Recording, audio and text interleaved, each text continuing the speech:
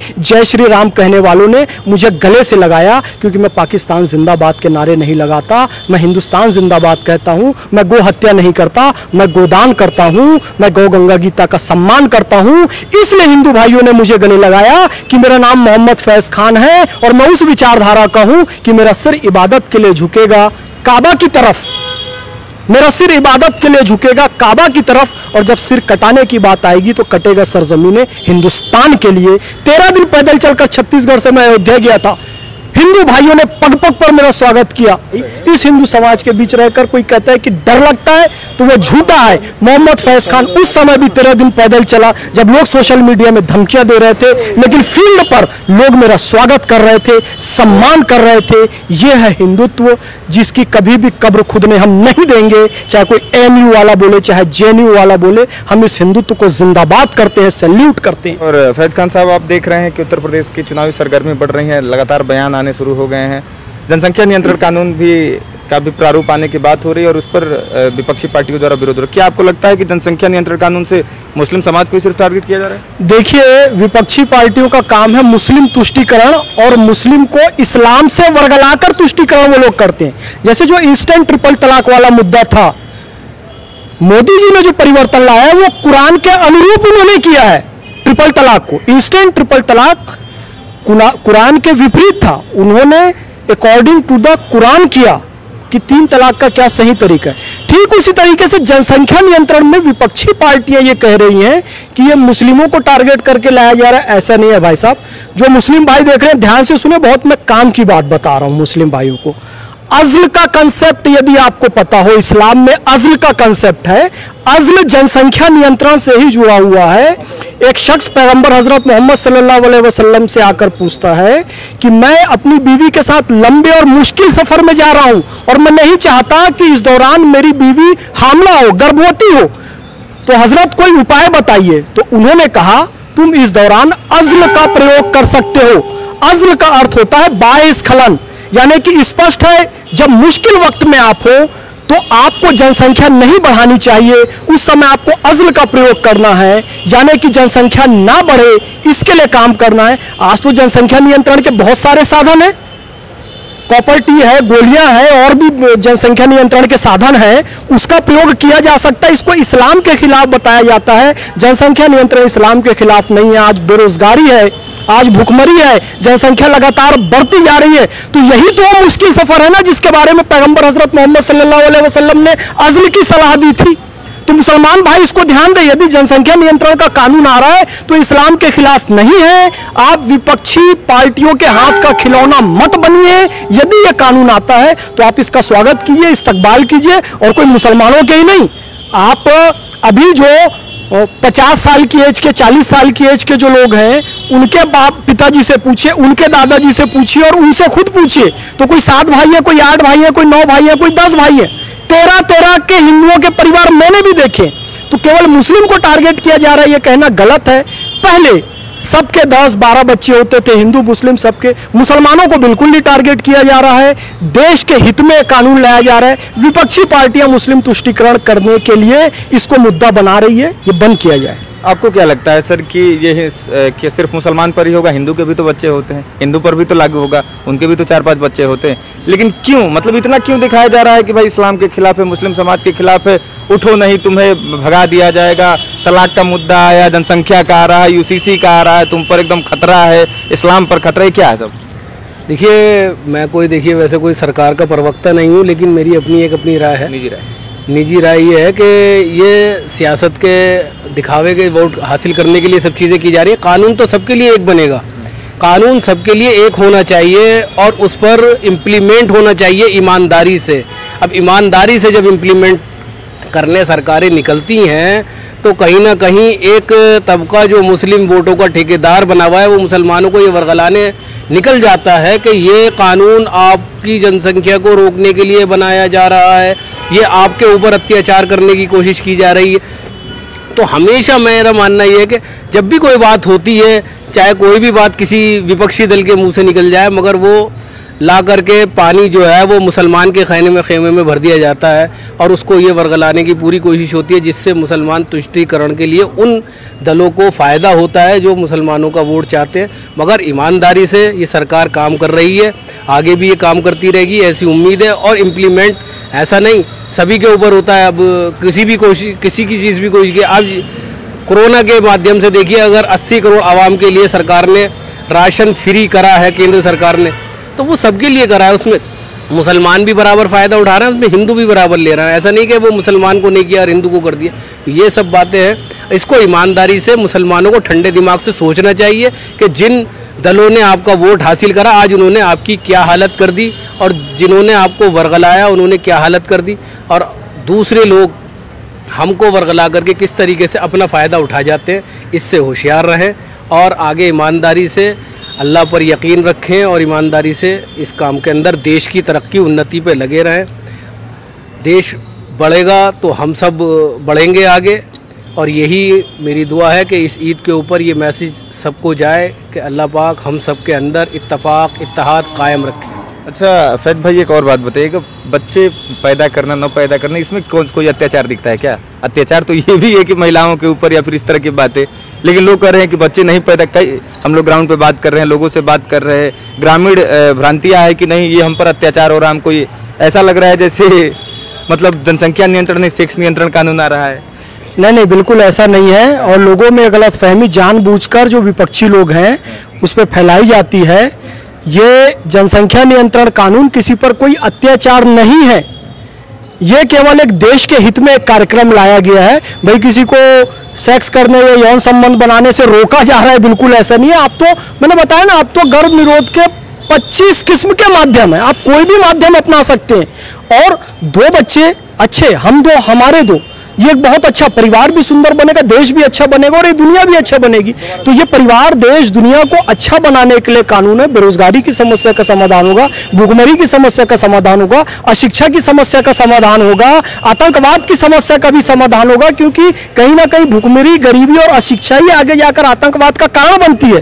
तो इसलिए 2 बच्चे होंगे, सब सुखी से रहेंगे, अच्छे से पढ़ेंगे लिखेंगे। और इस दौरान एक साहब का और बयान आ गया, मैं उसको भी ऐड करना चाहता हूं। साहब जनसंख्या नियंत्रण पे मुनव्वर राणा साहब ने कह दिया, क्या कह दिया कि जी 2 तो एनकाउंटर में ही मर जाते हैं, हमको ज्यादा बच्चे पैदा। मुझे समझ नहीं आ रहा है मुनव्वर राणा साहब के दिमाग को क्या हो गया है। वो कहते थे कि मेरे लहू का हर कतरा ईमान वाला है, मगर जालिम समझता है कि पाकिस्तान वाला है। अब मुझे ये लग रहा है कि तेरे लहू का हर कतरा पाकिस्तान वाला है, लेकिन मैं तो समझता था कि ये ईमान वाला है, क्योंकि उनकी जबान पाकिस्तान की अधिक दिखाई दे रही है। कैसे? वो कह रहे हैं हमको 10 बच्चे पैदा करने दो, क्योंकि 2 तो हमारे एनकाउंटर में मर जाते हैं। एनकाउंटर में आतंकवादी मरता है। उनका ये कहना कि एनकाउंटर में मरते हैं 2 बच्चे हमारे, यानी कहीं ना कहीं वो आतंकवाद की विचारधारा को, पाकिस्तानी विचारधारा को पोषित कर रहे हैं।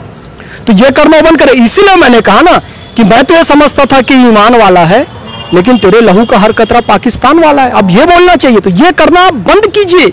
इस तरह की बातें मुसलमान बच्चों का एनकाउंटर, आप कहना क्या चाहते हैं? मुसलमान बच्चे आतंकवादी हैं, ये कहना चाहते हैं आप? खुद मुसलमानों को 20 करोड़ मुसलमानों को कटघरे में खड़ा कर रहे हैं। तो मुनव्वर राणा को थोड़ा सोच समझ कर बोलो। मैं तो मुनव्वर राणा को सलाह देता हूं, चाचा उम्र हो गई है, घर में बैठकर आप ऑनलाइन मुशायरा कीजिए, नहीं तो चुप रहिए। राजनीतिक बयानबाजी करने की जरूरत नहीं है, देश का माहौल खराब होता है। अभी तो वो कह रहे हैं कि हम अगर योगी जी फिर से आ गए सत्ता में, ओवैसी के कारण अगर सत्ता में आ जाते हैं तो हम यूपी छोड़ के भाग जाएंगे। देखिए, यही मैं कह रहा हूँ, शायर हैं, शायर का काम शायरी करना होता है, राजनीतिक बयानबाजी करना नहीं होता है। इसके पहले भी वो मैं इनाम वापस कर दूंगा, मैं देश छोड़ के चला जाऊंगा, तो घट रहे। पहले कहते देश छोड़ के चला जाऊंगा, अब कह रहे यूपी छोड़ के चला जाऊंगा, फिर कहेंगे कि मैं अपना शहर छोड़ के चला जाऊंगा। वहीं रहेंगे, कहीं नहीं जाएंगे। लेकिन उनकी बयानबाजी से देश में विवाद पैदा होता है, तो उनको इस तरह के बयान नहीं देने चाहिए। थोड़ी मैच्योरिटी का इस्तेमाल मुनव्वर राणा को करना चाहिए। आपको क्या लगता है, ऐसे जो उलूल जुलूल लोग बयान दे देते हैं और बता देते हैं कि इस्लामिक चीज़ है या फिर इसके अंतर्गत है, आपको क्या लगता है ऐसी चीज़ है क्या? मैं तो हमारे बुजुर्ग आरिफ बेग साहब का एक शेर पढ़ के ही पूरी बात कहूँगा। लिखी है स्याही से वो हम तहरीर बदलेंगे, हम अपने मुल्क के हर शख्स की तकदीर बदलेंगे। दरो दीवार बाशिंदे यही होंगे, लेकिन इनके चेहरे से मायूसी की तस्वीर बदलेंगे।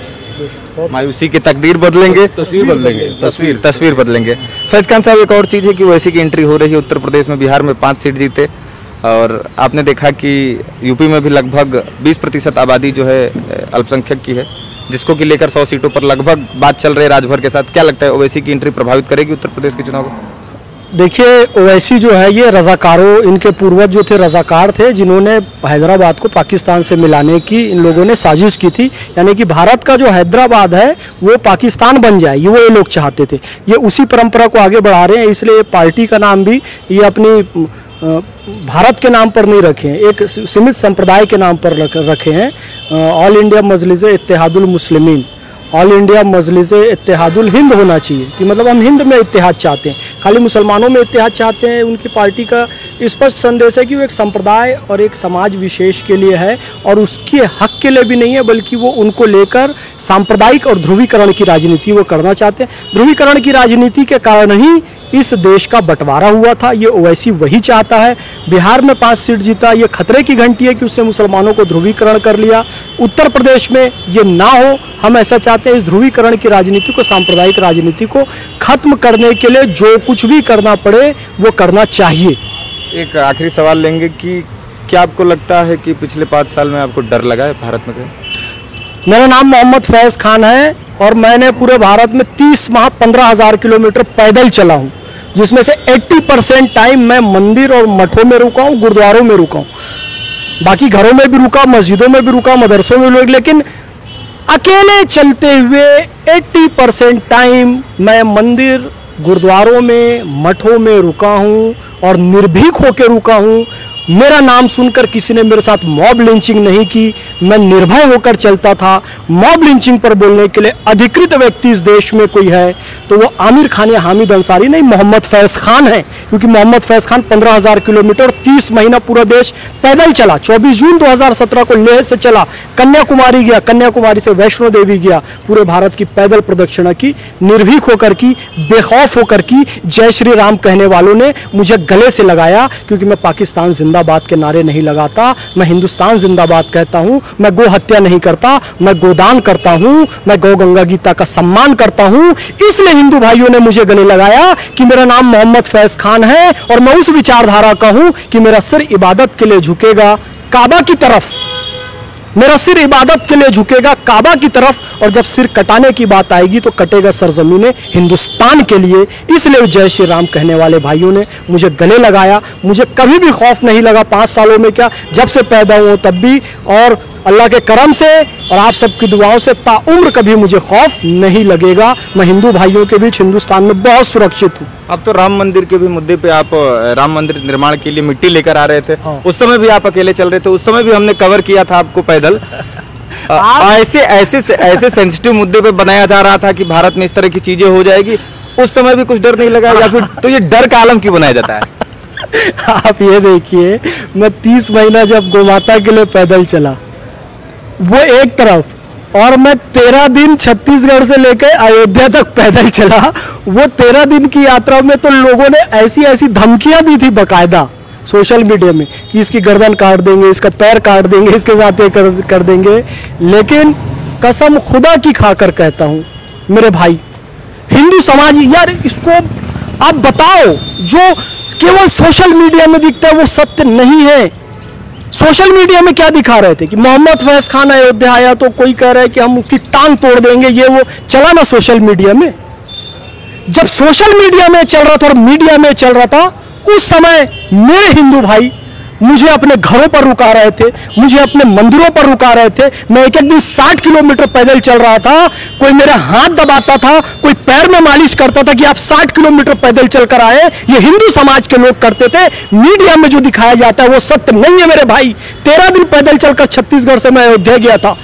हिंदू भाइयों ने पग पग पर मेरा स्वागत किया, मेरा सम्मान किया, मुझे आर्थिक सहयोग किया, अपने घरों से माटी दी कि हमारी माटी भी लेकर जाओ, राम मंदिर के लिए चढ़ा दो। किसी ने अपने घर की तुलसी माता की माटी निकाल कर दी, किसी ने मंदिर की माटी निकाल कर दी, किसी ने अपने आंगन की माटी निकाल कर दी, किसी ने आर्थिक सहयोग किया, किसी ने शारीरिक सहयोग किया, कोई पैदल चला। ये हिंदू समाज है मेरे भाई। इस हिंदू समाज के बीच रहकर कोई कहता है कि डर लगता है तो वो झूठा है। मोहम्मद फैज खान उस समय भी 13 दिन पैदल चला जब लोग सोशल मीडिया में धमकियां दे रहे थे, लेकिन फील्ड पर लोग मेरा स्वागत कर रहे थे, सम्मान कर रहे थे। ये है हिंदुत्व, जिसकी कभी भी कब्र खुदने हम नहीं देंगे। चाहे कोई ANU वाला बोले, चाहे JNU वाला बोले, हम इस हिंदुत्व को जिंदाबाद करते हैं, सैल्यूट करते हैं।